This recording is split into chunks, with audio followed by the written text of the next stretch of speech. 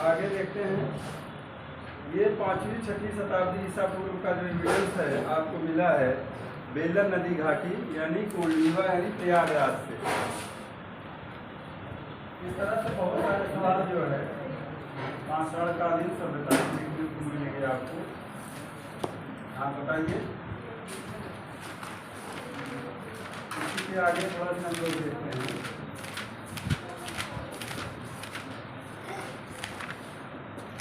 ये जो प्रमाण मिलता है कोल्डीवा से कि जंगली और किस एक स्थल से जंगली तथा बोई जाने वाली दोनों प्रकार की धान की प्रजातियों के प्राचीनतम साक्ष्य मिले हैं। ये है बेलन घाटी कोल्डीवा से। एक स्थान का नाम मिलता है बागोर, बार बार आता है, इस पर बहुत सवाल बनते हैं बहुत सारे परीक्षाओं में। बागोर ये आपको उधर भी मिलेगा ताम्रपाषाणी सभ्यता संस्कृति में। तो बागोर ये जो है बनास की सहायक कोठारी नदी पर स्थित है। एक कोठारी नदी है बनास नदी की सहायक कोठारी नदी पर है। और इसकी विशेषताएं देखिए। बनास नदी की सहायक कोठारी नदी पर स्थित है। यहाँ से प्राप्त टीलों को महासती कहा जाता है। यहाँ से जो टीले प्राप्त हुए हैं उसको जो है यहाँ से प्राप्त टीलों को महासती कहा जाता है। टीलों को महासती कहा गया है। महासती कहा गया है। यहाँ से प्राप्त टीलों को महासती कहा गया है। और ये इसके उत्खनन करता थे बीएन मिश्रा।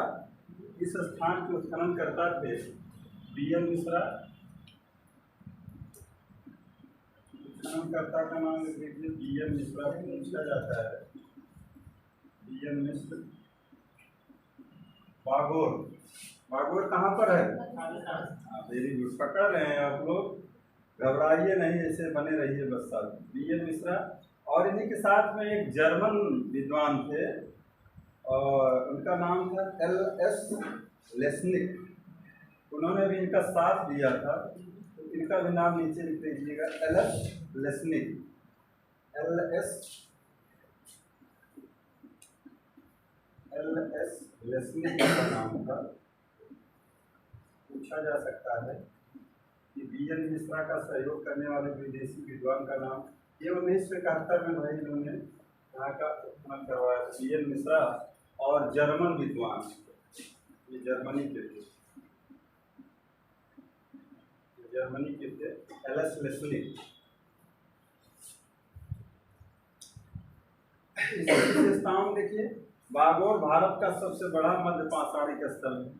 ये जो है सबसे बड़ा मध्य पाषाणिक स्थल है। मध्य पाषाण का है भाई सबसे बड़ा मध्य पाषाणिक स्थल बागोर। इसकी विशेषताओं में लिखते जाइए बस खास चीजें नोट करिए। सबसे बड़ा मध्य पाषाणिक स्थल।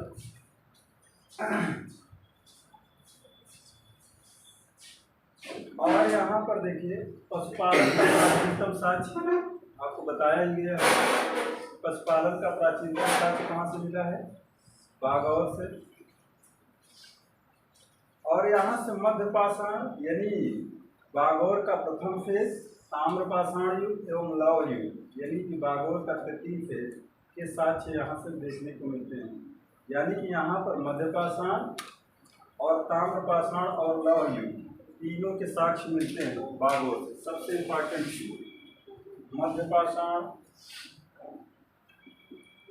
क्योंकि मध्य पाषाण कालीन स्थल है, ताम्रपाषाण कालीन और लौह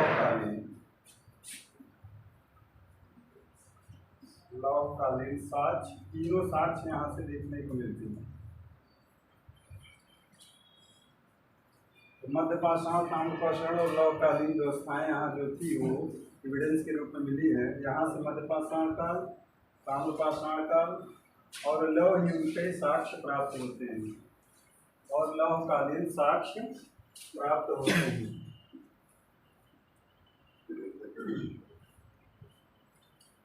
बागोर और यहाँ से जो मिला है हमको चेल्सिडनी औजार के रूप में मिला है। चेल्सिडनी चेल्सिडनी, बहुत ऐसे नाम मिलेंगे जो समझ में नहीं आते। और एक कसाई खाना मिला है यहाँ से पागौर से। तो ये जरूर यहाँ ध्यान में रखिएगा, यहाँ तीनों युगीन यानी मध्य पाषाण युगीन, ताम्र पाषाण युगीन और लौह युगीन तीनों देश के साक्ष्य यहाँ मिलते हैं। है क्या चीज? हम भी नहीं जानते, खोजना इसको कल बताएंगे। चेल्सिडनी औजार है, औजार मार करने का, और किस प्रकार का होता था ये नहीं बता समझौता, जो भी होता रहा हो ये औजार है। तो कैसा औजार रहा होगा ये? कैसा औजार रहा होगा? किस चीज का बना हुआ? पत्थर का, क्योंकि मध्य पाषाण काल आपको पढ़ा रहे हैं। अब किस रूप में रहा होगा ये बताएंगे कल आप। चेल्सिडनी औजारों में कसाई खाना के साक्ष्य मिलते हैं। और 4 मानव कंकाल भी मिला है, इसमें बढ़ा लीजिए। 4 मानव कंकाल, एक भाला, तीर, 3 बाण भी मिले हैं। 4 मानव कंकाल, मानव कंकाल, एक भाला, 4 मानव कंकाल, एक भाला और 3 बाण, घास फूस की झोपड़ियाँ, खास खास चीज़ें, बहुत सारी चीज़ें मिली हैं जो पूछा जा सकता है। 3 बाण मिले हैं। बाण तो जानते होंगे, कुछ इसी तरह से चेल्सिडनी भी होता है जिससे शिकार किया जाता है। और घास फूस की झोपड़ियाँ भी मिली, घास फूस की झोपड़ियाँ, ये चीज़ें यहाँ से मिली हैं। घास फूस की झोपड़ियाँ, सिल लोढ़े, गदा शीर्ष, ये भी देखने को मिला है यहाँ। गदा शीर्ष, सिल लोढ़ा तो जानते होंगे ना, सबके घर में होगा। लोमड़ी, गिरगिट आदि के प्रमाण प्राप्त होते हैं। लोमड़ी, गिरगिट आदि के प्रमाण प्राप्त होते हैं। बागौर को छोड़िए, आगे आइए। भीमबेटका आपको कल ही बताए थे, हाँ, मध्य प्रदेश। ये भोपाल के बगल में सटा हुआ रायसेन जिला है। हाँ, रायसेन जिला है। और भोपाल में यहाँ नहीं आता है, संभवतः रायसेन जिले में आता है। कहीं कहीं किताबों में भोपाल मिलता है। अगर रायसेन रहेगा पर्टिकुलर स्थान के नाम पे तो रायसेन ही लगाना, रायसेन नहीं रहेगा तब भोपाल लगाना। मध्य प्रदेश का रायसेन जिला। भीमबेटका के बारे में देखिए, मिटा दें? हाँ, जल्दी जल्दी करिए, नहीं तो हम लोग इसी में रह जाएंगे। भीमबेटका रायसेन जिला है।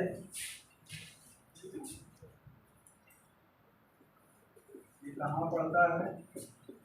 क्या मिला था यहाँ कल बताए थे? हाँ, रायसेन जिला, रायसेन जिला मध्य प्रदेश, भोपाल से 34-35 किलोमीटर दूर है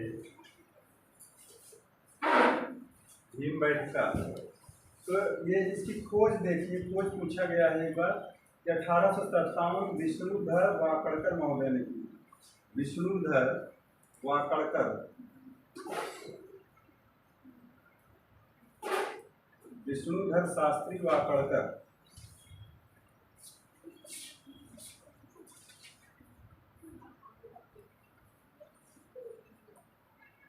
वाकड़कर महोदय ने की थी। कब की थी सर? 1957 में।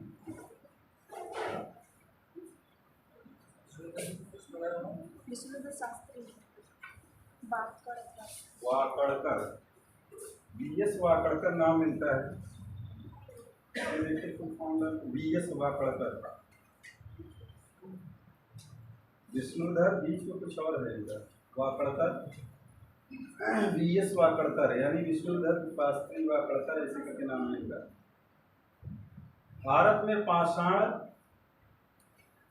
कला का पितामह भी इनको कहा जाता है। भारत में पाषाण कला का पितामह, भारत में पाषाण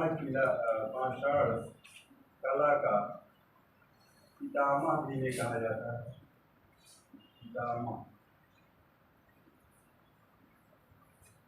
भारत में पाषाण कला का पितामह बीएसवाकरकर को कहा जाता है। चलो पीछे से तो यहाँ देखिए जो मिली हैं गुफाएं, ये गुफाएं मिली हैं 642 गुफाएं। लिख लीजिए 642 गुफाएं। एविडेंस जो मिला है 642 गुफाएं हैं जहाँ से प्राप्त हुई हैं और जिन पर चित्रों का अंकन है। 642 गुफाएं जिनमें 400 चित्रों का अंकन मिलता है, लगभग 400 चित्रों का, इनमें 400 चित्रों का अंकन मिलता है। शैल चित्र 400 चित्रों का अंकन हुआ है 642 गुफाओं में, नहीं मिला। और यहाँ उन रंगों को प्राचीनतम माना गया है जिनमें नीले रंग का प्रयोग हुआ है। ये समझ लीजिए कि जहाँ जहाँ पर नीले रंग का प्रयोग हुआ है, नीले कलर का, उसको माना जाता है कि ये प्राचीनतम चित्र है। नीले रंग का प्रयोग, नीले रंग प्रयोग वाले चित्र प्राचीनतम माने गए हैं, वाले चित्र प्राचीनतम चित्र माने गए हैं, प्राचीनतम चित्र माने गए हैं। नीले रंग के प्रयोग वाले चित्र जो हैं, जहाँ जहाँ नीले रंग का प्रयोग हुआ है,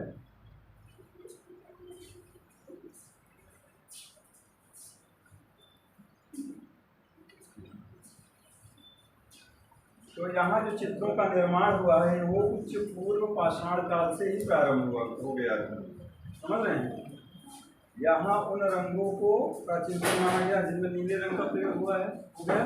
और आगे मेन इम्पॉर्टेंट लाइन ये है कि जो यहाँ चित्र बने हैं उन चित्रों का निर्माण उच्च पूर्व पाषाण काल में प्रारंभ हो गया था, लेकिन सर्वाधिक संख्या में मध्य पाषाण काल के चित्र मिलते हैं, इसीलिए इसको मध्य पाषाणिक स्थल भी माना जाता है।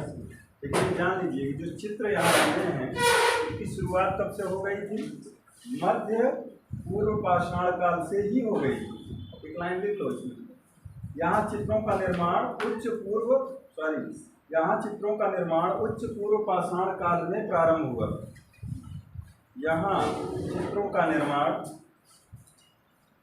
उच्च पूर्व पाषाण काल में प्रारंभ हुआ, लेकिन सर्वाधिक संख्या में मध्य पाषाण काल के चित्र मिलते हैं। सर्वाधिक संख्या में मध्य पाषाण काल के चित्र मिलते हैं। सर्वाधिक संख्या में मध्य पाषाण काल के चित्र मिलते हैं। सर्वाधिक संख्या में मध्य पाषाण काल के चित्र मिलते हैं। और देखिए यहाँ से जो प्राप्त हुआ है, भीमबैठका से बराह का चित्र मिला है। बराह समझते हैं ना? नहीं भाई, बराह अवतार विष्णु का पढ़ाए थे, दो तीन लोग पुराने दिख ही रहे हैं। बराह अवतार पढ़ाए थे विष्णु के 10 अवतारों में। तो कौन सा राक्षस था जो पृथ्वी को ले जाकर समुद्र में छिपा रखा था? हिरणाक्ष, उसका भाई हिरण्यकश्यप। पृथ्वी का उद्धार करने के लिए उन्होंने सूकर का रूप धारण करके उसकी हत्या की। वो जंगली सुअर जो होती हैं उनमें वो निकला होता है जैसे हाथी के दांत निकले हुए हैं, समझ रहे हैं? तो इस तरह से उन्होंने ऐसे हाथी के दांत निकले हैं सूकर अवतार में, कुछ इस तरह से। और इसी पर पृथ्वी को वहाँ से निकाल कर ले आकर स्थापित करते हैं, ऐसी मान्यता है। तो ये बराह अवतार लिख लीजिए, बराह अवतार के चित्र। हाँ, बाराह का चित्र यानी बराह का चित्र यानी सुअर वाला, वही भाई बारह, बारह के चित्र यहाँ से मिलते हैं, बारह के चित्र। और गणेश का प्राचीनतम चित्रांकन भी यहाँ हुआ था। गणेश भगवान, गणेश का प्राचीनतम चित्रांकन, खास खास चीजें लिखी है, बहुत सारे चित्र हैं यहाँ पे। 400 चित्रों का अंकन मिला है 642 गुफाओं में। तो बारह का चित्र, गणेश का प्राचीनतम चित्रांकन, और महिलाओं के चक्की में अनाज पीसते हुए, तो सामूहिक रूप से पहले चक्की में अनाज पीसती थी ना महिलाएं, उसका भी चित्रांकन किया गया है। महिलाओं के द्वारा चक्की में अनाज पीसते हुए तथा समूह में भोजन करते हुए भी दर्शाया गया है। सामूहिक भोज, अनाज को चक्की में पीसते हुए महिलाओं द्वारा। अरे यार कौन पीसेगा तब, महिलाओं द्वारा या महिलाओं के चित्र जो भी लिख लो, चक्की में अनाज पीसते हुए, महिलाओं द्वारा चक्की में अनाज पीसते हुए तथा समूह में भोजन करते हुए दर्शाया गया है। महिलाएं ही तो पीस रही हैं, बाय वुमेन्स।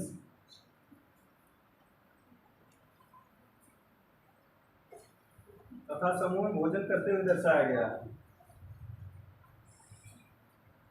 और सबसे मुख्य चीज यहाँ से जो मिली है, कुषाण एवं गुप्त काल के ब्राह्मी अक्षरों में अभिलेख मिले हैं। कुषाण एवं गुप्त काल के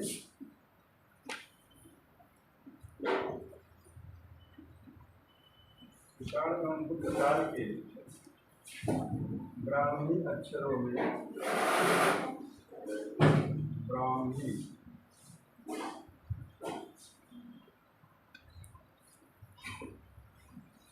ब्राह्मी अक्षरों में लिखित अभिलेख, अभिलेख मिलते हैं भाई।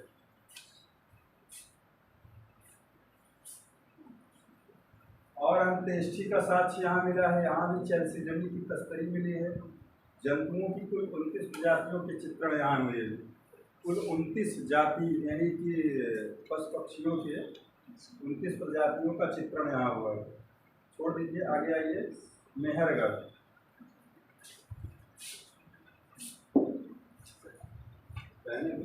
चलिए इधर लिख दे रहे हैं। मेहरगढ़ ये कहाँ है? अभी कल भी पढ़ा है तो बताइए। मेहरगढ़ ये आपका बलूचिस्तान पाकिस्तान, बोलन नदी बलूचिस्तान में है। बलूचिस्तान कहाँ पड़ता है? पाकिस्तान में। नदी कौन सी है? बोलन नदी। यहाँ कोल्डिनोम बेलन है, यहाँ बोलन है। बोलन नदी के तट पर स्थित है। और ये जो पूरा मैदान है जहाँ पर ये मेहरगढ़ पड़ता है, कोंची का मैदान कहा जाता है। कोंची का मैदान, उसी मैदान में स्थान है कोंची का मैदान, कोंची का मैदान। और इस मैदान को और क्या कहा जाता है? हाँ, वेरी गुड, ब्रेड ऑफ, यानी रोटी की टोकरी कहा जाता है। कोची के मैदान को रोटी की टोकरी कहा जाता है। इसको जो है रोटी की टोकरी भी कहा जाता है।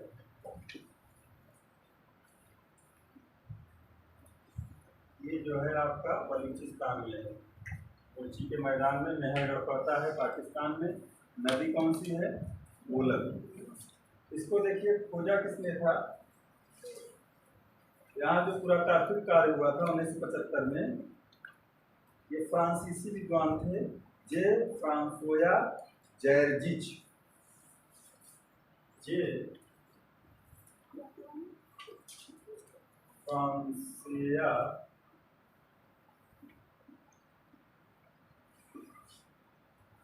जैरजिच नाम है। जे फ्रांसोया जैरिच फ्रांसोया तो इनको घर में लोग कैसे बुलाते हैं? जैरिच। हम लोग बहुत पीछे कुछ थे। और नाम होगा। जे फ्रांसोया खोज करते थे उससे क्या था? हम लोग बहुत पीछे थे। अब हो सकता है अब हम लोग इस पर कार्य करते, जब वो उतने समय पहले कार्य कर लिए थे 1975 में। ये फ्रांसोया जैरिच, ये फ्रांस के थे। जैरिच इंग्लिश नेम है, अब हिंदी में लिखा जा रहा है। और देखिए, और इनके साथ कैथरीन जैरिच, इनकी हो सकता है पत्नी रही हो या सहयोगी थी। कैथरीन जैरिच, इनका भी रोल था यहाँ की खुदाई में। कैथरीन जैरिच, इनके निर्देशन में पुरातात्विक कार्य हुआ था। ये जो भी पुरातात्विक कार्य यहाँ पर खुदाई वाला हुआ था, पुरातात्विक कार्य इन दोनों लोगों के निर्देशन में हुआ था, मेहरगढ़ का। देखिए इसमें यहाँ से देखिए, ये भारतीय उपमहाद्वीप की प्राचीनतम बस्ती मिली है। भारतीय उपमहाद्वीप की प्राचीनतम बस्ती, भारतीय उपमहाद्वीप की प्राचीनतम बस्ती प्राप्त होती है। प्राचीनतम बस्ती रही होगी, प्राचीनतम बस्ती, भारतीय उपमहाद्वीप की प्राचीनतम बस्ती। नवपाषाण काल एवं हड़प्पा सभ्यता दोनों संस्कृतियों का महत्वपूर्ण स्थल है। नवपाषाण काल और हड़प्पा स्थल, उस टाइम का क्या प्रमाण मिलता है? कौन सी खेती होती थी? कल ही बताए थे। लिख लीजिए इसमें, नवपाषाण काल एवं हड़प्पा सभ्यता दोनों संस्कृतियों का महत्वपूर्ण स्थल है मेहरगढ़। नवपाषाण काल, ये नवपाषाणिक है, और हड़प्पा कालीन संस्कृतियों का महत्वपूर्ण स्थल मेहरगढ़। संस्कृतियों का महत्वपूर्ण स्थल, महत्वपूर्ण स्थल नवपाषाण काल और हड़प्पा कालीन संस्कृतियों का महत्वपूर्ण स्थल है। गेहूं, जौ, अंगूर, कपास की खेती के भी प्रमाण मिले हैं, पूछा गया है। लिख लीजिए, गेहूं, जौ, अंगूर, कपास, पशुपालन, ये सब एविडेंस यहाँ से मिलते हैं। गेहूं, जौ, कपास, अंगूर, गेहूं, जौ, कपास, अंगूर, पशुपालन के साथ हंसिया मिली है। यहाँ से हंसिया जानते हैं, सिकलेस इंग्लिश में कहते हैं, सिकलेस हंसिया जानते हैं आप लोग, गाँव से प्लान करते हैं। हंसिया भी मिली है। अंगूर, कपास, जौ, गेहूँ, पशुपालन के साथ हंसिया मिली है भाई। मिट्टी के बर्तन मिले हैं। और देखिए, पशुओं में जो है भैंस पालन का साक्ष्य यहाँ से मिलता है। ध्यान देने योग्य बात है। मिट्टी के बर्तन, भैंस पाले जाने का साक्ष्य, भैंस पाले जाने का साक्ष्य, भैंस पाले जाने का साक्ष्य, मिट्टी के बर्तन, सिकलेस यानी हंसिया, चीनी मिट्टी की मूर्तियाँ, कुआदार वृषभ, भेड़, बकरियां आदि। चीनी मिट्टी की मूर्तियां, कुबड़दार वृषभ लिख लीजिएगा, ये कुबड़ वाला वृषभ, कुबड़दार वृषभ, ऐसा जो है बैल जिसका खूब कुबड़ निकला हो। इसके तो बहुत सारे मृद मूर्तियाँ टेराकोटा की मिली हैं, हड़प्पा कालीन। चीनी मिट्टी की मूर्तियाँ, कुबड़दार वृषभ, भेड़, भैंस, ये सब मिलते हैं। अब सीधे हम लोग कहाँ चलते हैं, कहाँ रुख करते हैं?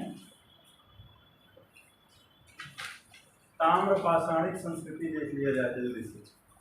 उसके बाद कहाँ पहुँचाएंगे? आद्य ऐतिहासिक काल, यानी घाटी और वैदिक काल।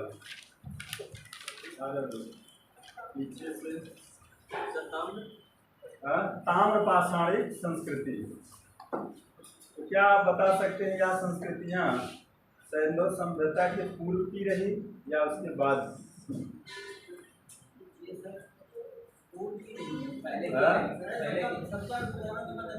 बड़ा विवाद है भाई इसमें कि ताम्रपाषाणिक, और हम आपको बताते हैं कि सबसे पहले किससे परिचित हुआ था मानव?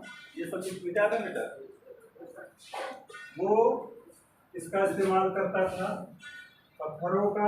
पाषाण काल पढ़ रहे थे ना, उसके बाद सबसे पहले किस धातु से परिचित हुआ?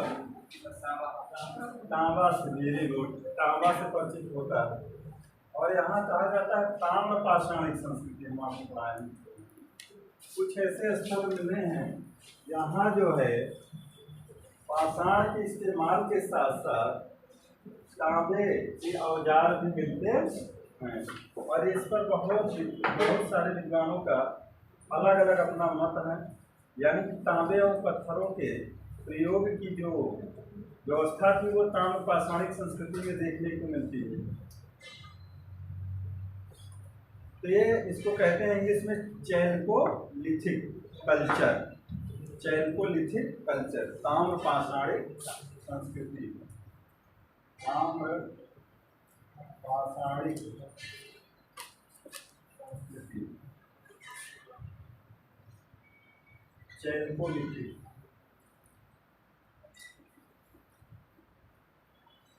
चैल्कोलिथिक कल्चर, सभ्यता संस्कृति भी आपको पढ़ाए। चेहरे बदलते रहते हैं, दिक्कत। ताम्रपाषाणिक संस्कृति, उस पर देखिए पाषाण काल से जो है बहुत सारे सवाल आते हैं, और 2-4-10 उसका सॉल्व करवा दें, 2-4-6-10 के हम बोलते चलेंगे। आप थोड़ा सा उसको सॉल्व करने की कोशिश कीजिएगा।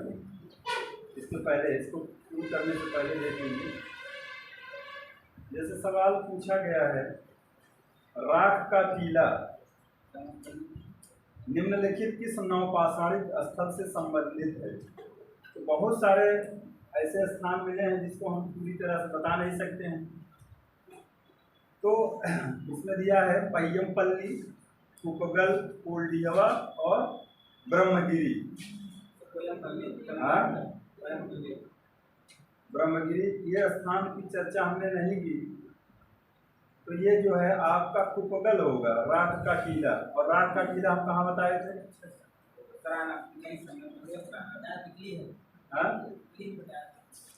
ऐसे भी कुछ स्थान हैं जिसकी हम चर्चा नहीं कर सकते, बहुत सारे स्थल मिले हैं। तो आप ये नहीं कह सकते कि सर नहीं चर्चा किया गया, इसको आप किताबों से भी पढ़िए। तो जो चर्चित स्थान है। और एक सवाल इस तरह से पूछा गया है कि भारत निम्नलिखित में से किस नवपाषाणिक स्थल को सर्वप्रथम सूचित किया जा सकता है? तो ये आपका है लिंगम सुकुर, ये दक्षिण साइड का है, लिंग सुकुर। बृहद पाषाण स्मारकों की पहचान की गई है। कैसे की गई है? सन्यासी गुफाओं के रूप में, मृतकों को दफनाने के स्थान के रूप में, मंदिर के रूप में, उपयुक्त में से कोई नहीं। देखिए जो IAS के सवाल बनते हुए जहर होते हैं, मान लीजिए, तो बहुत सारी किताबों का जो है संकलन करना पड़ता है। इस तरह के सवाल आए हुए हैं। बृहद पाषाणिक स्मारकों की पहचान की गई है, तो ये आपको जो है मृतकों को दफनाने के स्थान के रूप में, कल आपसे चर्चा किए थे ना, जो है क्रिश्चियन लोग भी देखिए एक पत्थर लगा देते हैं स्मारक के रूप में, तो मृतकों को दफनाने के स्थान के रूप में किया गया है। और देखिए इसी तरह से एक सवाल आया कि राख के टीले किस क्षेत्र की नवपाषाणिक संस्कृति से संबंधित है? कल ही आपको पढ़ाए थे टिकली हल वगैरह कर्नाटक के जो भी स्थल थे, कल बताए थे, जहाँ से राख के टीले का संबंध मिलता है। भारतीय उपमहाद्वीप में कृषि के प्राचीनतम साक्ष्य कहाँ से प्राप्त होते हैं?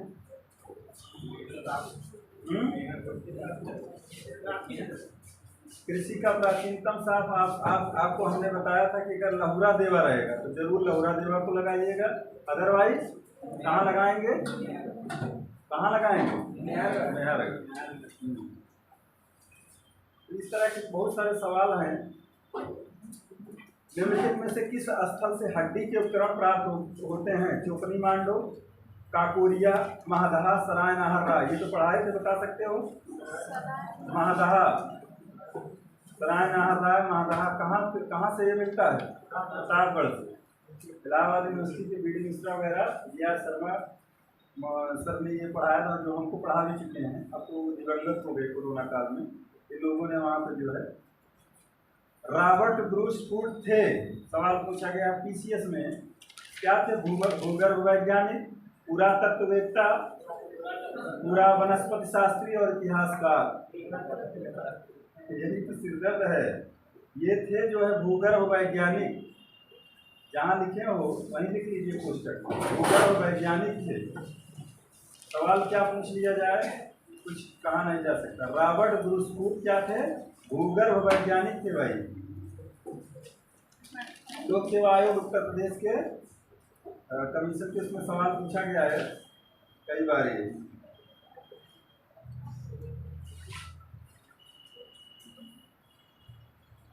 भूगर्भ वैज्ञानिक लिख लीजिएगा, रॉबर्ट ब्रूस फूड। कहाँ से इनको मिला था? पल्लवरम से। क्या मिला था? इंडेक्स। और कुछ बोल रहे हैं? एक ही कब्र से 3 मानव कंकाल कहाँ से निकले हैं? सराय नाहररा, दमदमा, महादहा और लंगनाज से। Very good. दमदमा पकड़ रहे हैं आप लोग, ऐसी बात नहीं है। लंगनाज से कितने कंकाल मिले थे? 14। कल बताए थे। कहाँ पड़ता है? गुजरात में।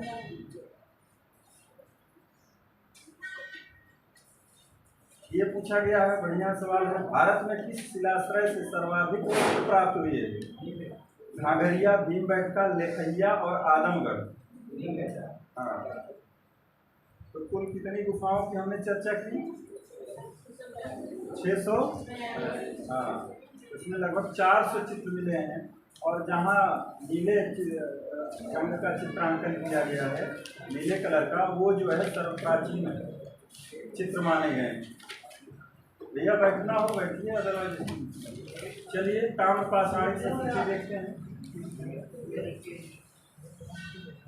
एक सवाल और देखिए, निम्न पूर्व पाषाण युगीन सोहन संस्कृति की खोज किसने की थी? निम्न पूर्व पाषाण युगीन सोहन संस्कृति की खोज D.N. वाडिया, V.D. कृष्णा स्वामी, R.U. जोशी, D. टेरा और पीटरसन। D.N. वाडिया ने सोहन संस्कृति की खोज, D.N. वाडिया। ब्लेड और ब्यूरिन उद्योग संबंधित हैं। कुल मिला के इस तरह के सवाल जो हैं आए हुए हैं, उसको जो है आप लोग सॉल्व करने की कोशिश करिएगा। एक सवाल आया है कि विंध्य क्षेत्र के किस शिलाश्रय से सर्वाधिक मानव कंकाल मिले हैं? विंध्य क्षेत्र के किस शिलाश्रय से सर्वाधिक मानव कंकाल मिले हैं? ये लेखैया एक स्थान है, मिर्जापुर में बहुत सारे इस तरह के स्थल मिले हैं। लेखैया, वहाँ से सर्वाधिक मात्रा में मानव कंकाल मिले। आइए देखते हैं चैल्कोलिथिक, यानी तांबे और पत्थर के प्रयोग जो साथ साथ आपको देखने को मिलेंगे। ताम्रपाषाणिक संस्कृति, इसको इंग्लिश में कहते हैं चैल्कोलिथिक कल्चर। तो इसमें देखते हैं, जो भारतीय उपमहाद्वीप है, इसके कुछ हिस्सों में तांबे का प्रयोग लगभग 3000 ईसा पूर्व से शुरू हो गया था। यानी कि सबसे पहले किस धातु से व्यक्ति परिचित होता है? तांबे से। वन लाइन में चाहे देख सकते हो कि सर्वप्रथम मानव द्वारा प्रयुक्त प्रथम धातु तांबा थी। मानव द्वारा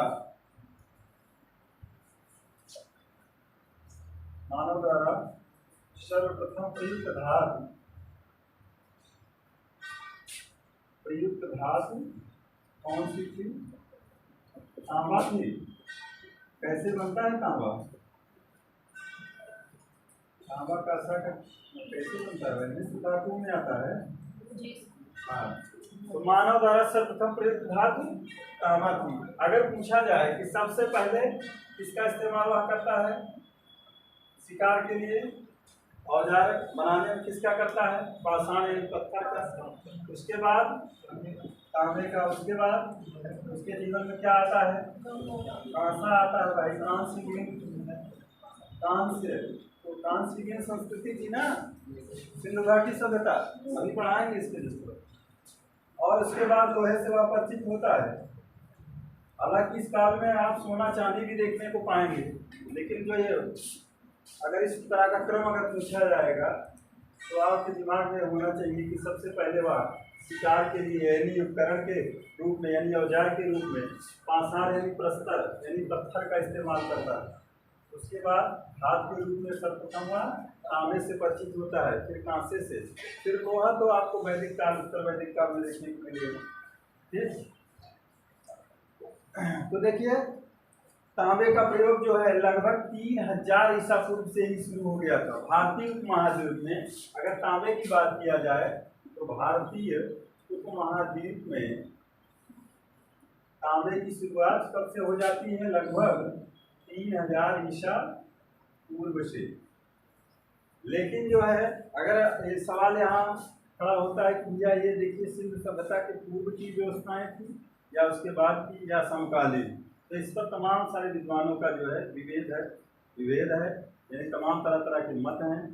तो ये कहा जा रहा है कि लगभग तांबे की जो शुरुआत हुई होगी, तांबे जैसी धातु की जो मानव अपने जीवन में उसका प्रयोग करना शुरू किया होगा, तो ये लगभग रहा होगा 3000 ईसा पूर्व से के आसपास से।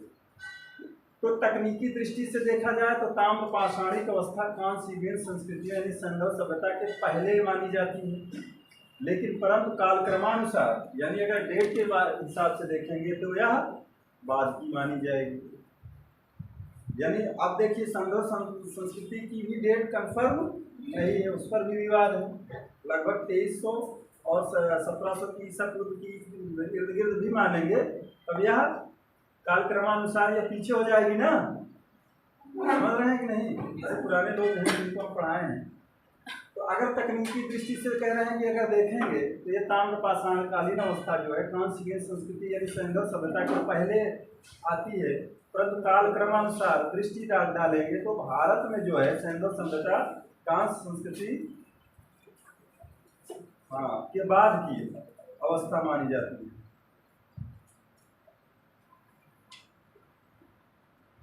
तो इस पर आप बहुत दिमाग मत लगाइए। और ताम्र पाषाण संस्कृति बाद में आती है, यानी कि सिंधु सभ्यता कांस्य संस्कृति के बाद में, यानी ताम्र पाषाण संस्कृति कांस्य संस्कृति के बाद आती है। और देखिए इसका जो विस्तार है सबसे ज़्यादा कहाँ है? उत्तर प्रदेश के दोआब क्षेत्र में, यानी गंगा यमुना के दोआब क्षेत्र में ताम्र पाषाणी संस्कृति। अगर यूपी के मामले में पूछेगा तो गंगा यमुना का जो दोआब क्षेत्र है उसमें आपको देखने को मिलेगी ताम्र पाषाणिक स्थल, यहाँ पर देखने को मिलेगी। अगर उत्तर प्रदेश के मामले में पूछेगा तो वैसे भी सर्वाधिक उत्तर प्रदेश का दोआब क्षेत्र ही ताम्र पाषाणिक संस्कृति का केंद्र कहलाता था। जो गंगा यमुना के बीच का क्षेत्र जो दोआब है वो जो है ताम्र पाषाणिक संस्कृति का केंद्र माना गया है। तो आगे देखते हैं। और यहीं से सर्वाधिक ताम्र निधियां भी प्राप्त होती हैं। सबसे ज़्यादा ताम्र निधियां कहाँ से प्राप्त हुई हैं? गंगा यमुना दोआब के क्षेत्र से प्राप्त होती हैं। और सर्वप्रथम लिख लीजिए, सर्वप्रथम ताम्र निधियां 1822 में कहाँ से मिली थी ये जान लीजिए। सर्वप्रथम ताम्र निधियां 1822 में कहाँ से? कानपुर। बिठूर नाम सुने हैं? महारानी लक्ष्मीबाई का से संबंधित था बिठूर, यहाँ से मंदिर भी मिलता है। कानपुर बिठूर से सर्वप्रथम ताम्र निधियां यानी तांबे के जो औजार यानी वस्तुएं मिली हैं 1922 कानपुर बिठूर। तांबे की क्या मिली है? कांटेदार बर्छी। यहाँ से तांबे की कांटेदार बर्छी प्राप्त हुई। तांबे की कांटेदार बर्छी प्राप्त होती है। बर्छी भाला जानते होंगे आप लोग? हाँ, बर्छी प्राप्त हुई है। सबसे पहले बर्छी, बर्छी भाले नुमा होती, शायद भाले का छोटा रूप होता है बर्छी भाला। हाँ, क्योंकि हम लोग गए थे वहाँ देखे थे, बाण से थोड़ा और विकसित रहता है, जैसे बाण होते हैं इसी थोड़ा से और बड़ा, भाले का छोटा रूप कह सकते हैं। कभी आप जाइएगा म्यूजियम देखिएगा वहाँ का, ये आपका नवाब वाजिद अली शाह चिड़ियाघर जो है लखनऊ में, वहाँ पर एक म्यूजियम है, संग्रहालय। कोई गया है? गए हो अंदर संग्रहालय में? तो वहाँ जो है बहुत सारे अस्त्र शस्त्र रखे हैं, और कैसे एक योद्धा सुसज्जित होकर रणभूमि में जाता था, आयरन का वो हेलमेट, छाती पर जो है आयरन का वो सुरक्षा कवच लगाता था, साथ में एक हाथ में उसके अन्य सुरक्षा कवच होता था, जंजीरों से उसका पूरा ये नाक पर किस तरह से ऐसे यहाँ से लगाता था, सिर्फ आंखें दिखती थी, हाथ पर लगाता था, ये सब वहाँ पर पूरा आप देखोगे बड़ा अजीब लगेगा। कितने साजो सामान के साथ फिर वह जो है तमाम आयुध वस्त्र जो भी अस्त्र शस्त्र लेकर जाता था, कितने वीर पुरुष होते होंगे वो लोग। सोचिए वजनदार उनका कितना साजो सामान हुआ करता है। हाँ हाँ, लोग बताते हैं 60 किलो 50 किलो भार, हम लोग उतना ही नहीं उठा पाएंगे, 10 किलो उठाने में तो सब कुछ होने लगता है। तो देखिए, तो ये जो सबसे बड़ी ताम्र निधि लिख लीजिए, सबसे बड़ी ताम्र निधि कहाँ से मिली है? ये सर्वप्रथम हो गई सबसे बड़ी, यानी व्यापक पैमाने कहाँ मिली है? सबसे बड़ी ताम्र निधि कहाँ से मिली है? जितेंद्र बताओ। राजस्थान से सबसे बड़ी ताम्र निधि मिली है आपको बुंगेरिया मध्य प्रदेश से। बुंगेरिया पूछा भी गया है, बुंगेरिया मध्य प्रदेश से सबसे बड़ी ताम्र निधि प्राप्त हुई है। पूरा कर लिया करिए,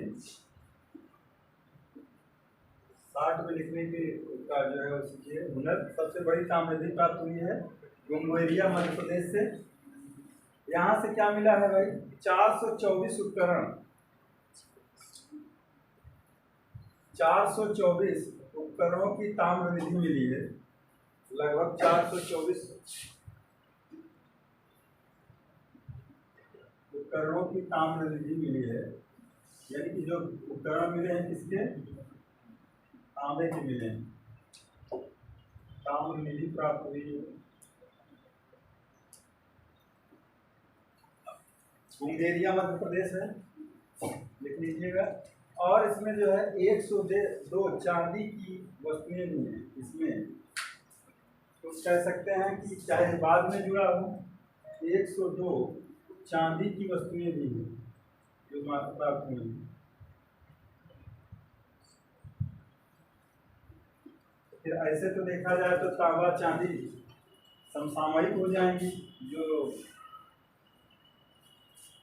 लेकिन सोना चांदी आप देखोगे यहाँ पे आकर मिलेगा आपको व्यापक पैमाने सैकड़ों काल में।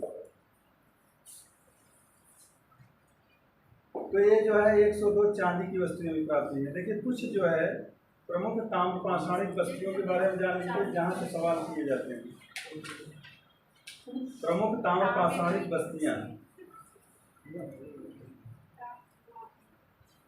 प्रमुख ताम्र पाषाणिक वस्तुएं क्या रहे हैं जो खास संस्कृत देखिए।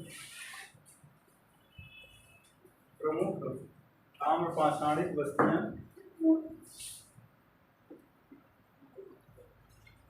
इसको पूर्व में भी हमने पढ़ाया है आपको, पाषाणिक वस्तुएं, इसको बहुत विस्तृत पढ़ाए थे शुरुआत में।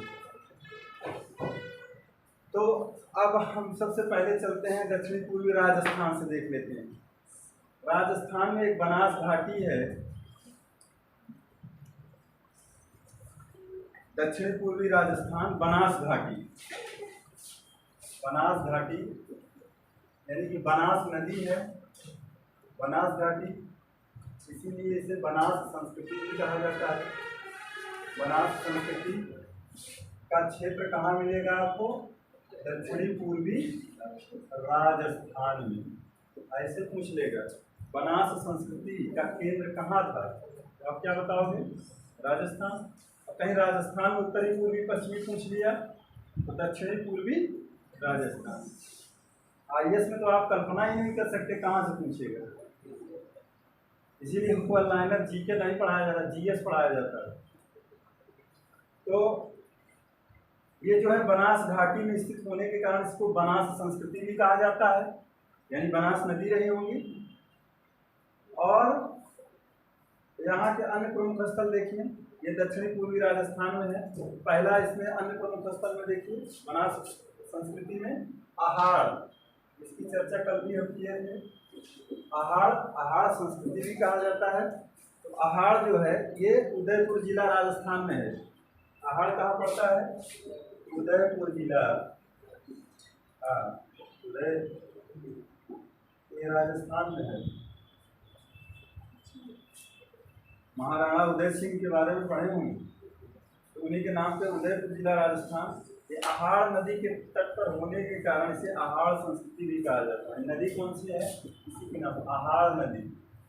आहार नदी है भाई, इसीलिए इसको आहार नदी, आहार संस्कृति भी कहा जाता है। आहार संस्कृति के नाम से भी जाना जाता है। लेकिन ये सब राजस्थान में है। आहार से बहुत सारे सवाल पूछे जाते हैं। आहार का प्राचीन नाम बताइए। हाँ, ताम्रवती या ताम्रवती, इसका मतलब क्या होता है? तांबे वाली गली या तांबे वाली जगह। इसका प्राचीन नाम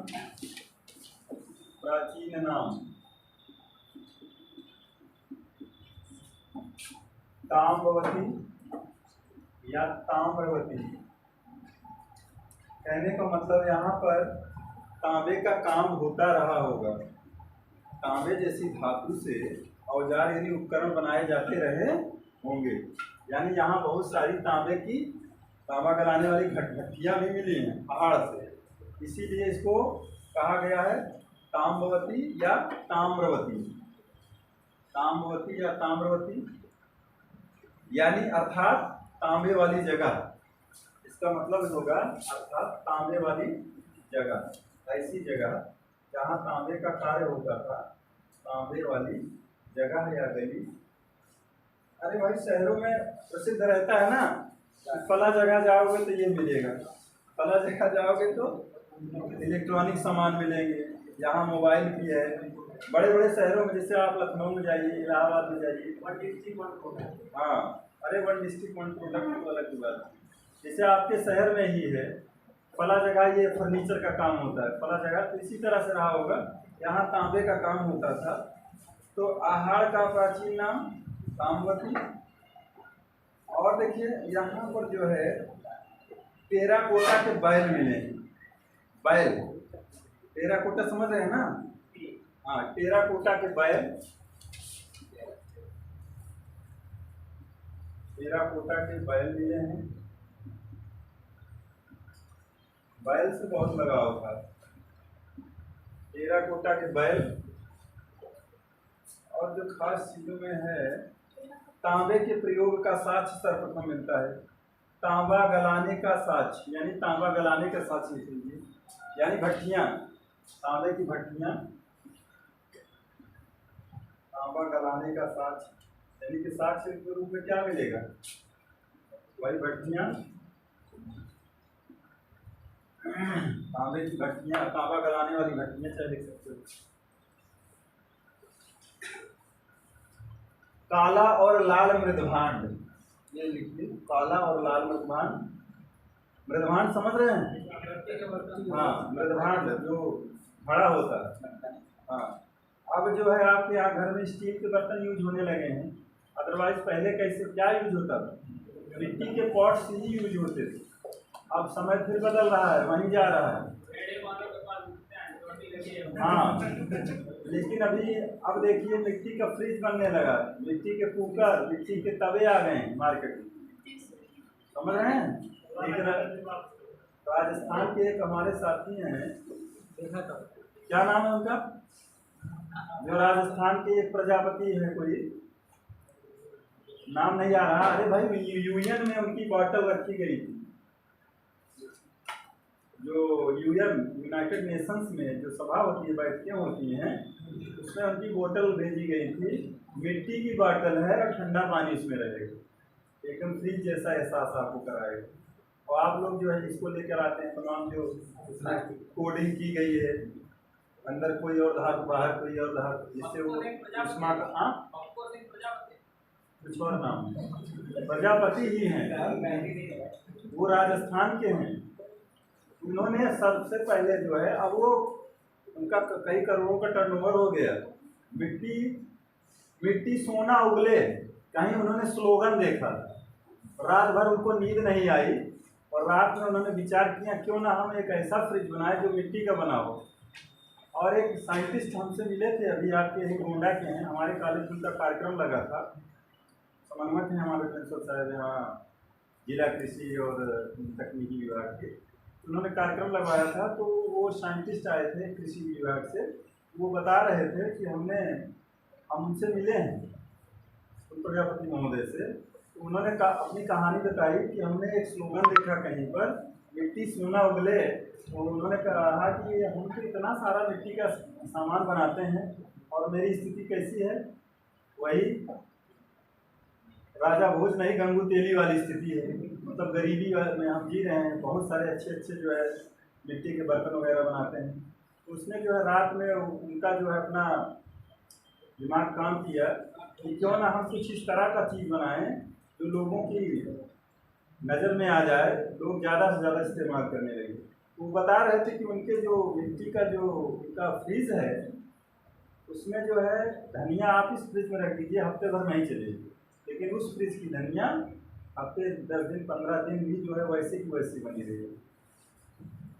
जैसे आप कॉटन के कपड़े या जूट के उसमें आप भिगो के सब्जी रख दीजिए, फ्रिज की जैसे है वैसे ही रहेगी।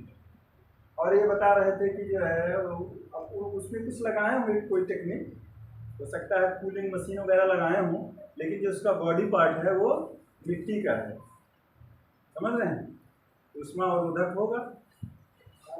तो इस तरह से अब उनको बड़ी बड़ी कंपनियां उनसे कॉन्ट्रैक्ट कर रही हैं और उनका जो है मार्केट भी बढ़ता जा रहा है। अभी यहाँ पर लगी थी प्रदर्शनी आपके लसखान प्रेक्षागृह में, लोगों की ट्रेनिंग चल रही थी, तो वहाँ हम लोगों ने देखा था ये तवा आ गया है मिट्टी का, कुकर आ गया है, लेकिन थोड़ा उसको सावधानी से इस्तेमाल करना होगा, अदरवाइज टूट जाएगा। तो देखिए अब खादी को गांधी जी जैसे अपनाए थे एक समय में, सस्ता था फिर वो महंगा हो गया और खादी आम लोगों के कपड़ा रह गया, बड़े लोग पहनने लगे ना। तो कुछ इस तरह से तो देखिए टेराकोटा के बैल तांबे के प्रयोग के साक्ष्य वहां से मिले हैं। काला और लाल मृदभांड, काला और लाल मृदभांड, यहाँ से ये चीज लिख लीजिए, काला और लाल मृदभांड मिला है। और वह कैसा है? मृदभांड, काला और लाल मृदभांड। और उस पर देखिए, उस पर कुछ पच्चीकारी की गई है, उस पर जो एक बूंदी बूंदी टाइप का, जिन पर रेखीय और सफ़ेद बूंदों वाली डिजाइन की गई, जिन पर रेखीय और सफ़ेद बूंदों वाली डिजाइन, इन्हीं मृदभांडों पर रेखीय और सफ़ेद बूंदों वाली डिजाइनिंग की गई है, सफ़ेद बूंदों वाली डिज़ाइन बनाई गई। डिज़ाइन समझ रहे हैं ना, कलाकारी की गई है। साड़ी का किनारा बनाते थे हम लोग, देखिए साड़ी के उसमें नीचे नीचे डिजाइनिंग बनाई जाती है कि नहीं? आप लोग आर्ट के उसमें बनाते हो रहे होंगे, हाँ, तो इस तरह की डिजाइनिंग की गई है। आगे देखते हैं, हम लोगों को 3 बजे तक रहेगा ना, चलिए आधा घंटा। इसी तरह से देखिए और क्या मिला है, चक्की, चरखे, ईरानी धूप पात्र, ये सब मिले हैं। चक्की, चरखे, चक्की, चरखे, ईरानी धूप पात्र। और देखिए यहाँ से जो है कुछ ऐसे मुद्राएं मिली हैं जिन पर जो है ईरानी देवता अपोलो कि चित्र अंकित, बहुत सारी चीज़ें मिले हैं, तो ये सब दिमाग में आप रखिएगा। आहार से जो पूछा जाने वाला चीज़ है वो आप, एक पूर्वी राजस्थान से मिला है गणेश्वर जोधपुर संस्कृति। गणेश्वर जोधपुर संस्कृति पूर्वी राजस्थान से है, कायदा लिख दे रहे हैं, गणेश्वर जोधपुर संस्कृति। गणेश्वर जोधपुर है, इसका मतलब ये कहाँ पर होगा? जोधपुर में। हाँ, गणेश्वर जोधपुर संस्कृति, ये भी राजस्थान, पूर्वी राजस्थान में है। पूर्वी राजस्थान में जितना गहनता से, जितना अधिकतम जान लीजिए वही सबसे बढ़िया चीज़ है वही। गणेश्वर जोधपुर संस्कृति। यहाँ पर एक साहिब नदी है, ये साहिब नदी के किनारे है। साहिब नदी, साहिब नदी के किनारे इस संस्कृति का जो है विकास हुआ था। यहाँ दोहरे छल्ले वाले पिन मिले। पिन तो समझती होंगी लड़कियाँ, दोहरे छल्ले वाले पिन, अभी वहाँ बहुत सारे पिन मिलेंगे सैन्य सभ्यता में। और खास चीज़ों में कुछ नहीं विशेष, दोहरे छल्ले वाले पिन लिख लीजिए। आगे देखिए दूसरा, बालाथल। बालाथल एक स्थान है, ये भी वहीं पड़ता है। इसकी खोज की थी B.N. मिश्रा ने। बालाथल इधर बिटा दें, बालाथल खोज B.N. मिश्रा, तो साथ में लिखा करिए, बालाथल ऐसे दीजिए, खोज B.N. मिश्रा। बताएं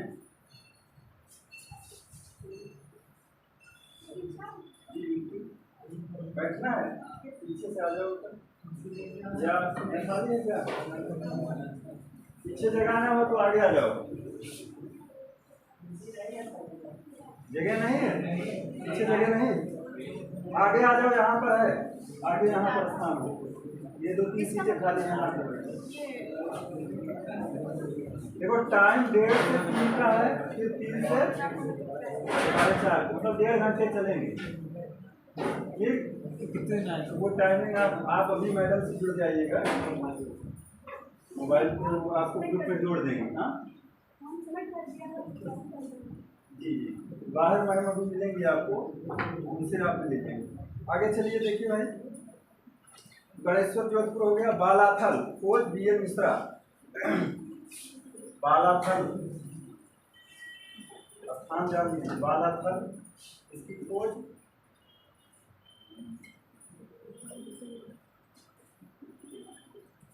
B.N. मिश्रा। B.N. मिश्र, B.N. मिश्र। यहाँ देखिए, ये जो 4 दीवारी घर के साक्ष्य मिले हैं,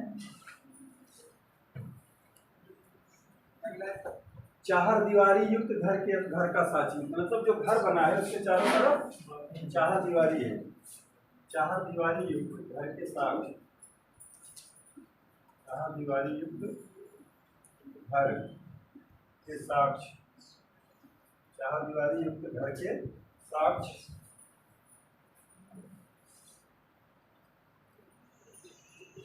और यहाँ एक जो है रोगी मिला है, कुष्ठ रोगी, और बताया जा रहा है कि यह कुष्ठ रोगी के प्राचीनतम प्रमाण के साथ योगी का कंकाल मिला है। कुष्ठ रोग के प्राचीनतम प्रमाण के साथ योगी का कंकाल। कुष्ठ रोग समझ रहे हैं? कुष्ठ रोग के प्रमाण के साथ योगी का कंकाल मिला है। तो ऐसा लग रहा है कि ये योगी बाबा जो है जिनका कंकाल मिला है वो कोई कैसे रहे होंगे? कुष्ठ रोगी रहे होंगे, यानी कि उनकी जो उंगलियां हैं या पैर की जो इसमें जो है धीरे धीरे खत्म होने लगती है ना कुष्ठ रोग। लेप्रोसी कहाँ है इसका हॉस्पिटल? अनुसंधान केंद्र आगरा, उत्तर प्रदेश स्पेशल में पढ़ाए थे भाई। अरे इसका एक हॉस्पिटल हमारे नैनी में है लेकिन छोटा है। लेप्रोसी कुष्ठ रोग अनुसंधान रिसर्च सेंटर है वहाँ पे आगरा में।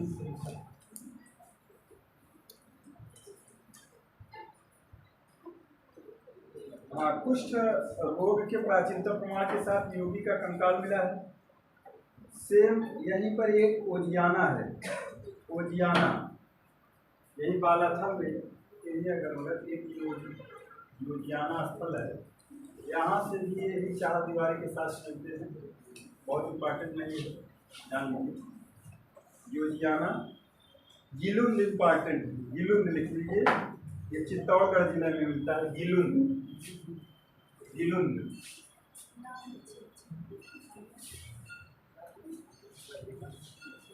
गिलुंद से सवाल पूछे गए हैं। गिलुंद, गिलुंद है आपका चित्तौड़गढ़ जिला, राजस्थान। चित्तौड़गढ़ जिला राजस्थान से प्राप्त हुआ। चित्तौड़गढ़ जिला राजस्थान। यहाँ पे नदी कौन सी है? बनास नदी। वो तो टूनन बीबी लाल ने किया था 1959 में।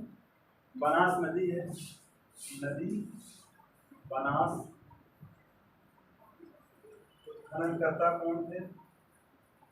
बीबी लाल, ब्रिजवासी लाल, उनके बारे में पढ़ा बताए थे ना।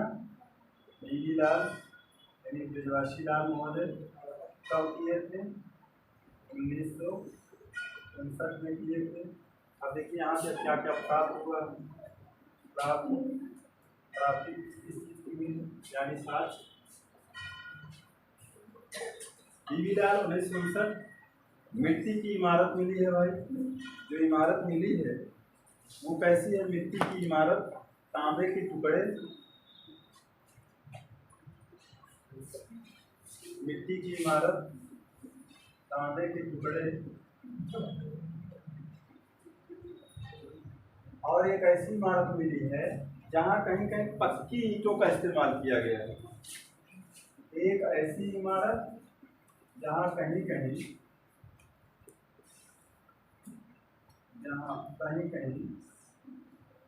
पक्की ईंटों का इस्तेमाल किया गया है। पक्की ईंटों का इस्तेमाल हुआ है, यानी दो तरह की इमारत यहाँ मिली है, पक्की ईंटों का और मिट्टी की इमारत। मिट्टी की इमारत, तांबे के टुकड़े और एक पक्की ईंटों की इमारत भी मिली है।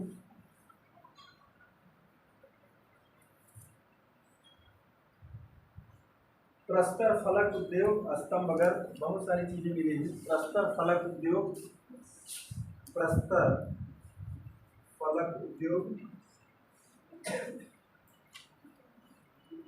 स्तंभगर। स्तंभगर तो समझ सकते हैं ना, घर माने गड्ढा, ऐसा महसूस हो रहा है यहाँ कोई स्तंभ खड़ा किया गया। छोड़िए आगे चलते हैं। मरमी एक स्थान है, मरमी, ये भी चित्तौड़गढ़ राजस्थान में है। यहाँ बैलों की मूर्तियां मिली। मरमी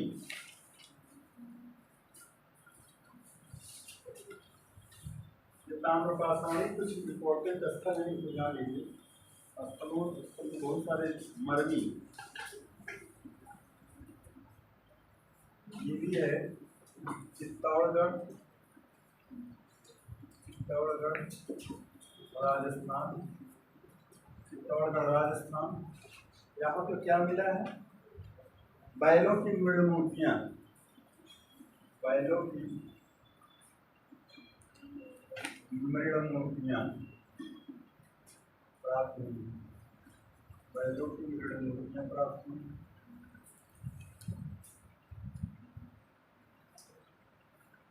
मालवा संस्कृति में आ जाइए। अगर मालवा, अभी तक हम क्या पढ़ा रहे थे? बनास संस्कृति की चर्चा हो रही थी ना। बनास संस्कृति कहाँ पाई जाती है? राजस्थान। मालवा संस्कृति कहाँ पाई जाएगी? बताओ, आप तो पढ़े हो। हाँ, मध्य प्रदेश में। मालवा संस्कृति देख लीजिए। मालवा संस्कृति जोरवे कहाँ पाई जाएगी? हाँ, महाराष्ट्र, जैमाबाद, वेरी गुड। जैमाबाद भी वहीं। मालवा संस्कृति देख लीजिए। मालवा संस्कृति में चरखे और तकलियों का साक्ष्य प्राप्त होता है भाई। ये मध्य प्रदेश में है। चरखे और तकलियों का साक्ष्य, चरखे चरखा समझ रहे हो ना, गांधी जी वाला। तकली से क्या बनाया जाता है? हाँ, तकलियों के साथ। अब नहीं चलता, पहले चलता था ना, तकली का बड़ा इस्तेमाल होता, तो पूरा आधुनिकीकरण हो गया और बड़ी बड़ी मशीनें आ गई, सब उससे बनने लगे। चरखे और तकलियों का देखिए प्रमुख स्थल में यहाँ माहेश्वर है। अगर मालवा संस्कृति में प्रमुख स्थल देखिए, प्रमुख स्थल एक माहेश्वर है। माहेश्वर को और किस नाम से जानते हैं? माहिष्मती, माहिष्मती के नाम से माहिष्मती। यह भी जो है ताम्र पाषाणिक स्थल है माहेश्वर यानी माहिष्मती। और कायथा, एरण और नवदा टोली, ये सब इम्पॉर्टेंट है। कायथा, कपित्थ, कायथा, एरण और नवदा टोली। अभी आपको कल्चर वाले में इसके बारे में खूब पढ़ाए थे। कपित्थ, कायथा कहाँ पड़ता है? उज्जैन।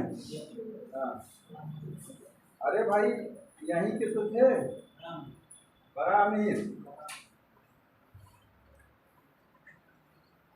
यहीं के थे। बरामीर क्या थे? आयुर्वेदाचार, गणितज्ञ, ज्योतिषाचार, ऐसे आता है ना। ज्योतिषाचार शायद, बताओ भाई।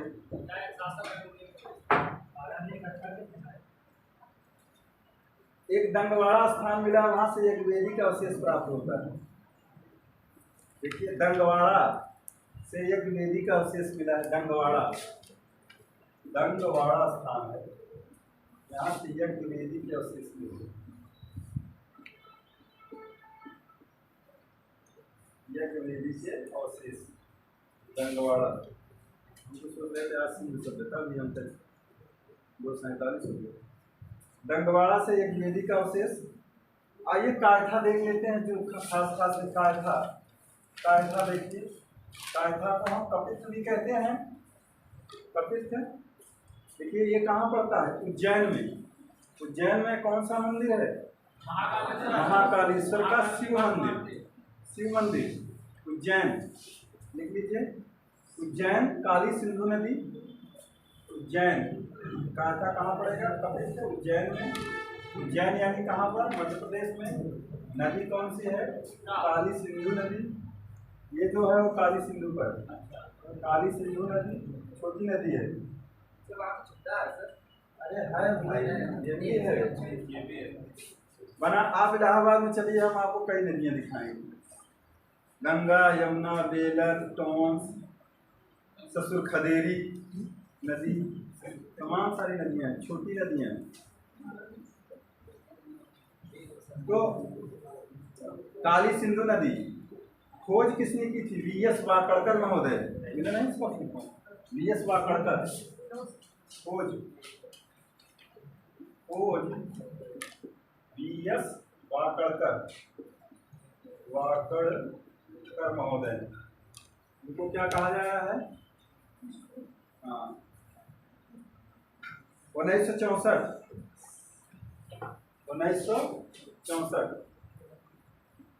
वी.एस. वाकड़कर महोदय 1964। इसमें देखिए सैंधव संस्कृति का समकालीन है भाई। इसे साहित्य में कपित्थक कहा गया है, यानी बरामीर की भूमि भी कहा गया है। अगर लिखना चाहते हैं तो लिख सकते हो। सैंधव संस्कृति का समकालीन यही कपित्थक। सैंधव संस्कृति का समकालीन। अगर हम बोलते रहे, आप लोग ऐसे नोट करते रहो, शार्ट में फास्ट हो जाएगा। सैंधव संस्कृति का समकालीन। साहित्य में इसे क्या कहा गया है? साहित्य में इसे कपित्थक कहा गया है। कपित्थक। कपित्थ माने क्या होता है? कपित्थ जम्बू फलचार भक्षण नमासुतम शोक विनाशकर नमामि विघ्नेश्वर। तो उनका जो है सबसे प्रिय फल क्या था? कैथा भैया, कैथा नहीं खाए हो? कपित है जम्बू पर। और जम्बू क्या होता है? जामुन।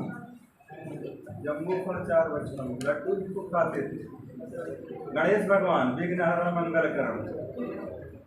और उमा सुतम, उमा गौरी। उमा गौरी उन्हीं का है ना पर्यायवाची, पार्वती, पार्वती माँ का उमा गौरी पार्वती। और उनकी पर्यायवाची बताओ। पार्वती का अपर्णा। अपर्णा पूछा गया था आरो में। हाँ? अरे तमाम सारे शिवा, शक्ति और किसकी बेटी थी? हिमालय। हाँ, तो अपर्णा जान लीजिए, पार्वती का है वो। आरो पूछा गया, मैंने खुद गलत कर दिया। सही है। तो गलतियां होती रहती हैं, इसलिए ज्यादा से ज्यादा ध्यान रखें। देखिए, सैंधव संस्कृति का समकालीन साहित्य में से कपित्थक यानी वराहमिहिर की भूमि भी कहा गया है। कपित्थक, वराहमिहिर की भूमि, यानी यहीं पर इनका जन्म हुआ था। वराहमिहिर की भूमि। आगे, प्राचीनतम ताम्र पाषाणिक संस्कृति जो हम पढ़ा रहे हैं। तांबे की कुल्हाड़ियाँ, घोड़े की हड्डी, कंघा।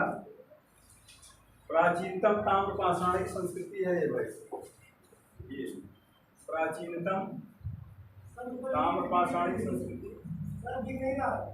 नहीं दिख रहा है? अच्छा, अभी तो आप आए हो, तुरंत आते ही शिकायत शुरू। अभी तक किसी ने कहा कि नहीं लिख रहा। अच्छा ठीक है, हम ऊपर लिखने चल रहे हैं, क्या टेंशन नहीं। ताम्र पाषाणिक संस्कृति, प्राचीनतम ताम्र पाषाणिक संस्कृति रही है ये। और भाई, तांबे की कुल्हाड़ियाँ, घोड़े की हड्डी, ऊपर लिख रहे हैं, टेंशन मत लेना। तांबे की कुल्हाड़ियाँ यहाँ से मिली, इम्पॉर्टेंट चीज है। तांबे की कुल्हाड़ियाँ, घोड़े की हड्डी, वहाँ सिंधु घाटी में कहाँ मिली थी घोड़े की हड्डी? सुरकोटदा से। यहाँ भी मिली है घोड़े की हड्डी। कंघा पात्र बस्तियाँ मिली हैं। कंघा पात्र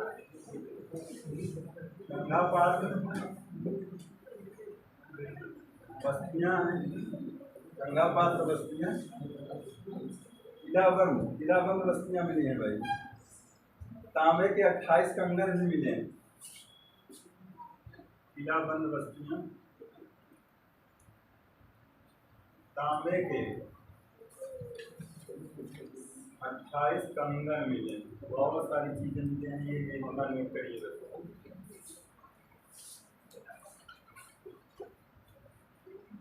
आइए, एरण, यहाँ से भी किलाबंद बस्तियों के साक्ष्य मिलते हैं। ये भी मालवा संस्कृति में है। एरण, किलाबंद बस्ती के साथ, किलाबंद बस्ती के साथ। किलाबंद बस्ती समझ रहे हैं ना? यानी कि रक्षा प्राचीर से घिरे हुई जो बस्तियाँ, यानी कि कोई बाहरी खूंखार जानवर ना आ सके या कोई अन्य लोगों का प्रवेश ना हो सके हमारी इन बस्तियों में। इस तरह से बनाया जाता था।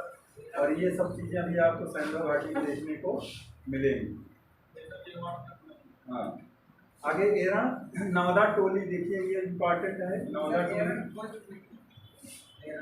हाँ, ज़्यादा मत परेशान होइए। एरण ये भी आपका मध्य प्रदेश में है। समझ रहे हैं क्या पूछना चाह रहे हैं? ये भी मालवा संस्कृति का है, जो इम्पॉर्टेंट है। इसको पढ़ा चुके हैं भैया। नौदा टोली देखिए,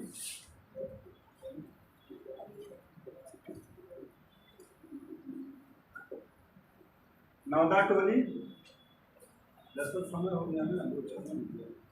खरगोन जिला मध्य प्रदेश, नर्मदा नदी के दक्षिणी तट पर है भाई। खरगोन जिला मध्य प्रदेश। इस नदी पर है, नदी देखिए, नर्मदा नदी। खारगोन जिला मध्य प्रदेश नर्मदा नदी के दक्षिणी तट पर स्थित है। नर्मदा नदी के जो इम्पॉर्टेंट है उसका हम बात का साफ सब बता देते हैं। ये दक्षिणी तट पर, बाकी ज्ञान का जो है सागर बहुत बड़ा है। नर्मदा नदी के दक्षिणी तट पर हम इसको खोजते हैं, क्या क्या इस पर सवाल पूछे जा सकते हैं। उत्तर बताते हैं। खरगोन मध्य प्रदेश नर्मदा नदी के दक्षिणी तट पर उत्खननकर्ता कौन थे? एच.डी. सांकालिया। उत्खननकर्ता उत्खनन एच.डी.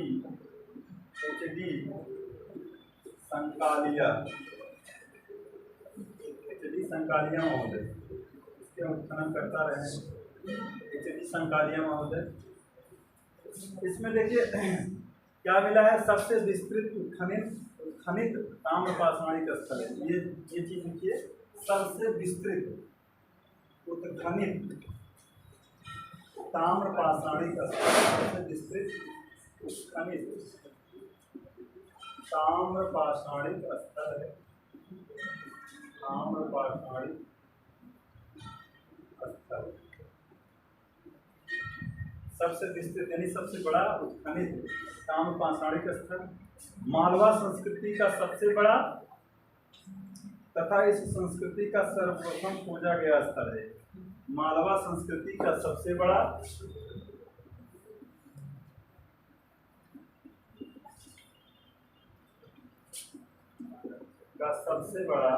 अब तो हम वन लाइनर पढ़ाने लगे, तब भी तकलीफ। पहले कहते थे सर बहुत लिखवा देते हैं, अब जिसकी जो इच्छा हो लिखो, अदरवाइज में लिखो, बैठे रहो आराम से, सुनते रहो लेकिन शांति से।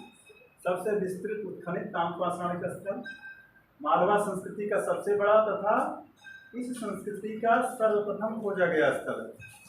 मालवा संस्कृति का सबसे बड़ा तथा इस संस्कृति का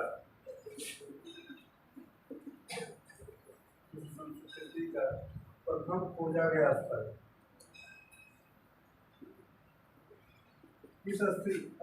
खोजा गया स्थल किस संस्कृति का?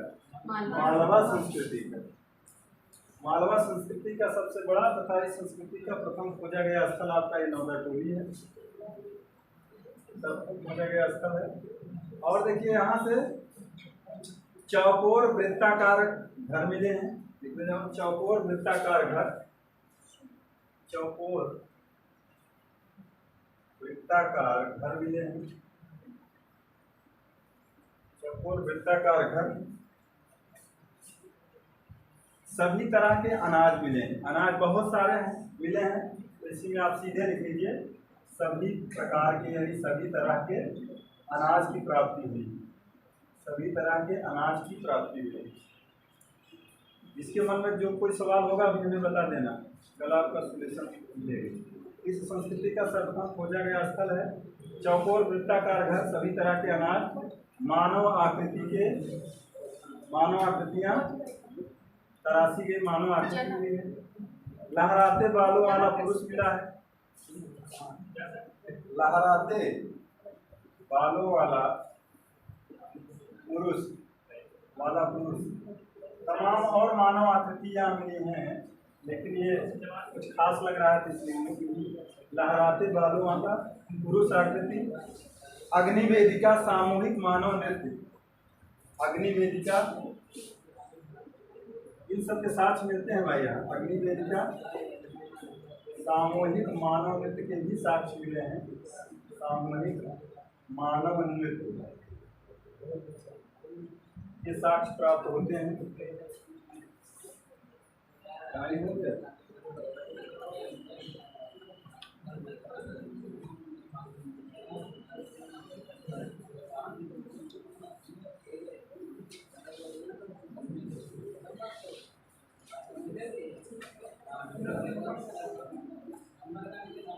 अब देखिए, आप आ जाइए सीधे जोरवे संस्कृति में। देख लीजिए, टाइम तो हो गया, 2-3 मिनट और देख लीजिए। ये जोरवे संस्कृति कहाँ से संबंधित है? बोलते जाइए। जोरवे संस्कृति, हाँ, महाराष्ट्र में। यहाँ पर देखिए नेवासा, जोरवे और दहमाबाद ये 3 स्थल बड़े इंपॉर्टेंट हैं।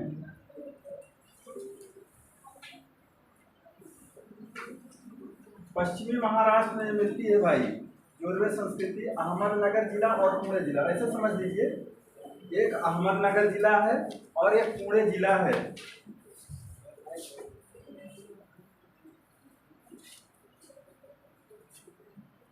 अब इन्हीं दोनों जिलों के बीच में, जैसे आपका अब ये कह दिया जाए ये संडीला है, लखनऊ और हरदोई के बीच में अभी संडीला बना दिया जाए, तो इसी स्थान पर ऐसे है, मतलब अहमदनगर जिला और पुणे जिले के बीच में ये संस्कृति विकसित हुई है, जोरवे संस्कृति। जोरवे संस्कृति, जोरवे संस्कृति। अब देखिए, ये आपका पश्चिमी महाराष्ट्र वाला क्षेत्र जो है इस संस्कृति के अंतर्गत आएगा। पश्चिमी महाराष्ट्र वाला क्षेत्र, पश्चिमी महाराष्ट्र जोरवे संस्कृति। ये दोनों जिलों के सभी ताम्र पाषाणी पुरास्थल जोरवे संस्कृति के अंतर्गत आते हैं, जो पुणे और अहमदनगर जिले के बीच में।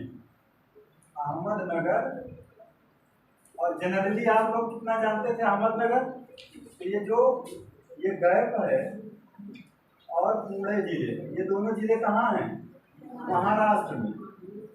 तो इसी बीच में जो है ये जोरवे संस्कृति विकसित हुई है। समझ में आया? और इसमें देखिए, जो अगर मुख्य स्थल देखा जाए तो जोरवे, नेवासा और दैमाबाद। कौन कौन से? जोरवे खुद भी है, जोरवे, नेवासा और दैमाबाद। दैमाबाद के बारे में पूछा जाता है। दैमाबाद आपका सिंधु सभ्यता का दक्षिणी स्थल भी है। हाँ, और इसमें देखिए नेवासा से पटसन के साक्ष्य पूछे गए हैं। इसमें नेवासा, नेवादा नहीं, नेवासा। और एक नेवासा संस्कृति आपको हमने कहाँ बताया?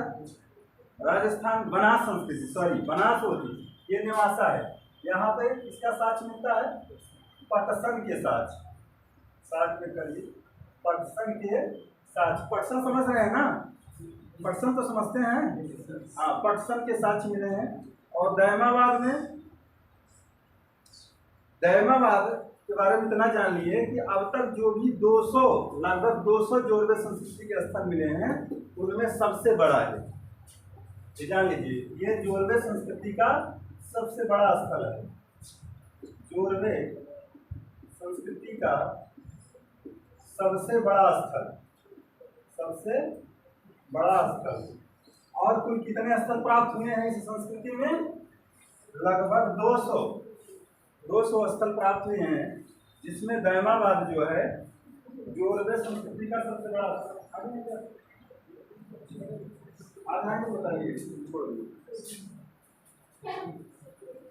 अब तक ज्ञात 200 जोरवे स्थल में सबसे बड़ा है कौन? दैमाबाद। आगे देखिए, और इनका जो है कनेक्शन ज्यादातर इधर से है। पुणे वाले में देखिए, क्योंकि पश्चिमी महाराष्ट्र में है, पुणे जिले से इसका जो है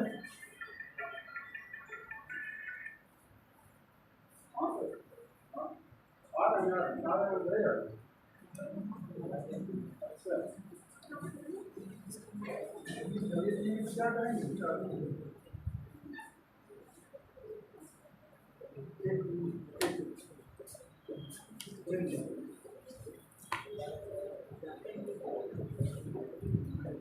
देखिए, इधर पुणे जिले से जिसका कनेक्शन है उसमें प्रकाश, नासिक, इनामगांव, चंदौली और सोनगांव। इसमें से इनामगांव बहुत पूछा जाता है। प्रकाश, नासिक, इसमें देखिए प्रकाश स्थल का नाम है भाई, नासिक, इनामगांव, प्रकाश, नासिक, इनामगांव, चंदौली और सोनगांव। चंदौली और सोनगांव, चंदौली और सोनगांव। तो इसमें देखिए इनामगांव से क्या मिला है भाई? 5 कमरों वाला एक मकान मिला है। इसी में ऐसे लिख लीजिए, 5 कमरों वाला एक मकान, 5 कमरों वाला मकान।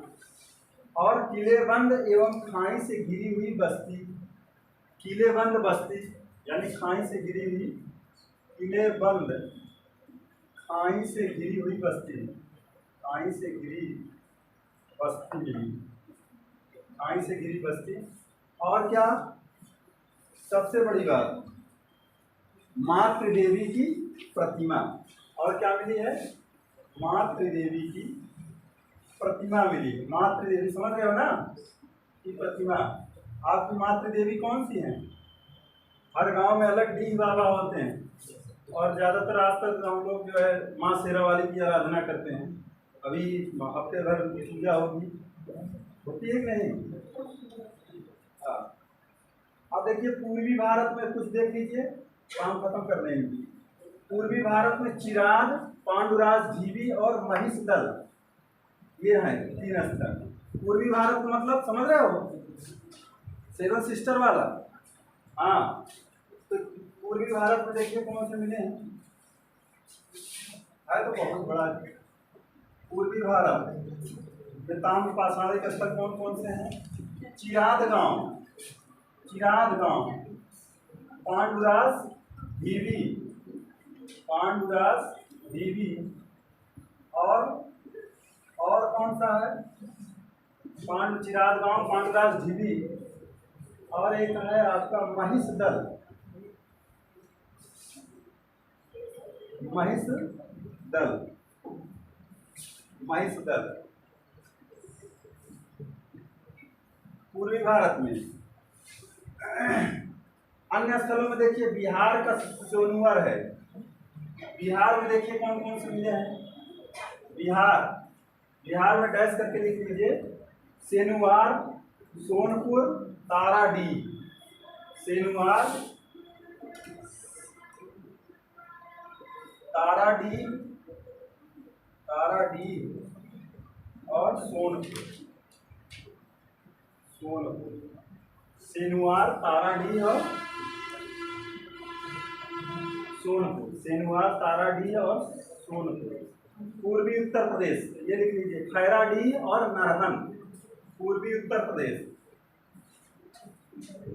खैराडीह, नरहन,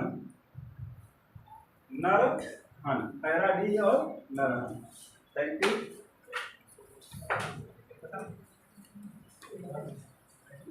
अभी सब पढ़ाएंगे ना, जाइएगा नहीं सर, आ गए।